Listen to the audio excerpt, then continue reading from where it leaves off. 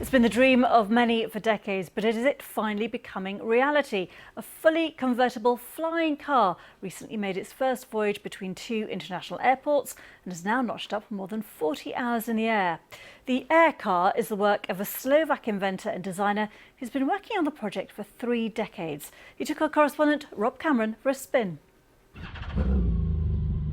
It sounds like a sports car, it looks like a sports car, and you can even fill it up with regular petrol at the pump.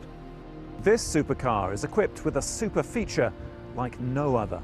At the touch of a button, in a process that takes 2 minutes and 50 seconds, it does this. The first prototype has a 160 horsepower engine and easily reaches regular motorway speeds on the ground.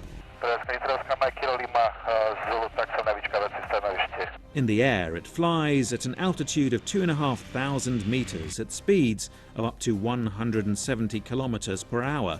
But the next step is a pre-production model with a range of 1,000 kilometers.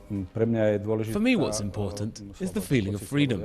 I'm from a generation that knows what it is to lose one's freedom. The car gave us great freedom, but now we just sit in traffic. The flying car could reinstate this freedom and take it to a whole new level. Professor Klein says the real advantage of the air car is its convertibility. When the wings are retracted, it's only slightly longer than a regular estate car, meaning it'll fit in your garage. And all you'll need to take off is a strip of grass or concrete. All this is still at the prototype stage. The big concern, of course, remains safety. We can make an aircraft fly fairly easily, I say easily, but humanity's been doing that for 120 years now. The trick now, here in the 21st century, is doing it safely.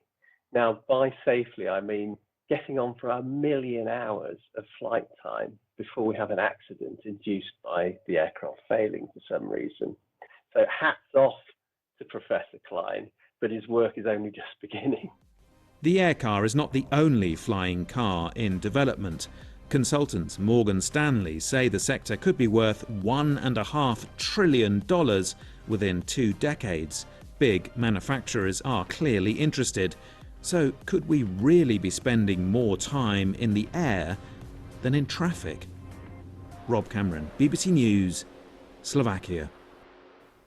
It looks phenomenal, doesn't it? I would love one of those at some point. I don't know if I could ever afford it. Anyway, I'm going to leave you with some pictures of tigers. 2 Sumatran tigers recovering at a zoo.